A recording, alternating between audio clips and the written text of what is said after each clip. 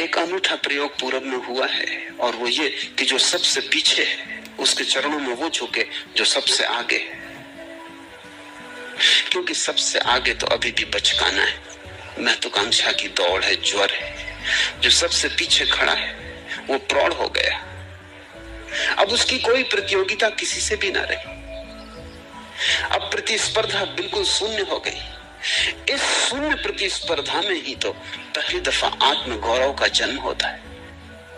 अब कोई छीना झपटी नहीं है, अब धन बाहर नहीं है, धन भीतर है। अब किसी से कुछ पाना नहीं है, अब जो पाना है वो मिला ही हुआ है। अब भीतर का दिया जलता है, अब बाहर की रोशनियों का कोई सवाल न रहा। अब हो जाए गहन अंधकार बाहर तो भी अंतर न पड़ेगा, कोई भी ना हो बाहर, सारी पृथ्वी खाली हो जाए तो भी इसके एकांत में वही शांति और वही आनंद होगा जो भीड़ के रहते था। अब जंगल और बाजार में कोई फर्क ना रहा। अब तुम क्या कहते हो, अच्छा या बुरा, कोई उसकी संगति नहीं है। इतनी आत्म गरिमा में प्रतिष्ठित जो है उसी का नाम संत है। वह आगे आगे चलते हैं और लोग उनकी हानि नहीं चाहते, और तब संसार के लोग खुशी खुशी और सदा के लिए उन्हें सिर आंखों पर रखते हैं, क्योंकि वह कलह नहीं करते, इसलिए संसार में कोई उनके विरुद्ध संघर्ष नहीं कर पाता।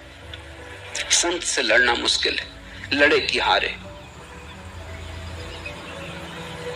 संत से अगर लड़े कि हारना सुनिश्चित है।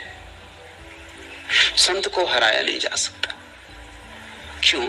क्योंकि संत की कोई जीतने की आकांक्षा नहीं। जो जीतना ही नहीं चाहता उसे तुम हराओगे कैसे? रामकृष्ण से विवाद करने आए थे केशव चंद्र, हराने आए थे, हार के लौटे, क्योंकि रामकृष्ण ने विवाद किया ही नहीं। उल्टी ही हो गई बात सब।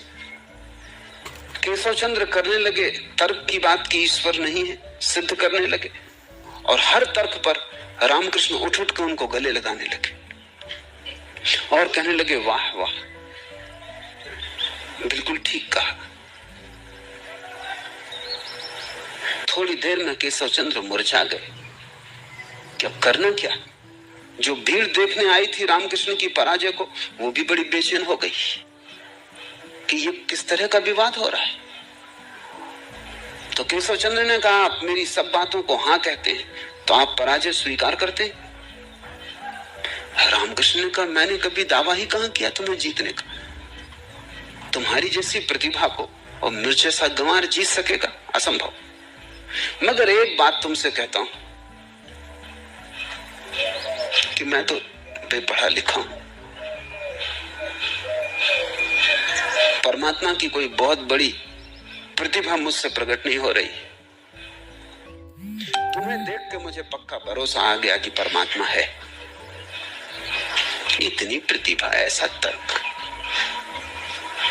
कैसे गजब की बातें तुमने कही।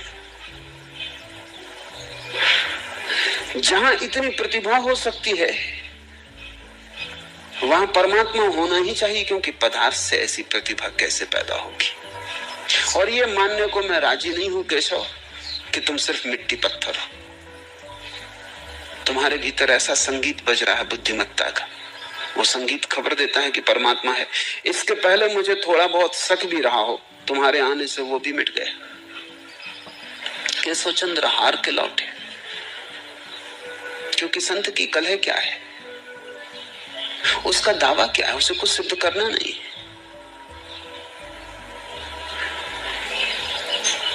संत का कोई सिद्धांत थोड़ी है जिसे सिद्ध करना है, कोई शास्त्र थोड़ी है जिसे सिद्ध करना है।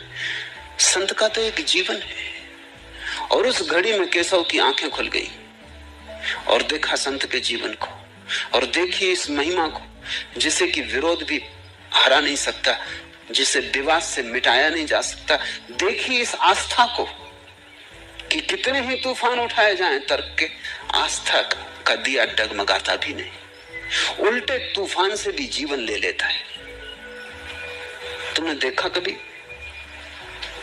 छोटे दिए बुझ जाते हैं हवा के झोंके में, लेकिन बड़ी आग लगी हो तो हवा घी का काम करती है। आग लग गई हो मकान में तो उस वक्त एक ही सुरक्षा है कि हवा ना चले,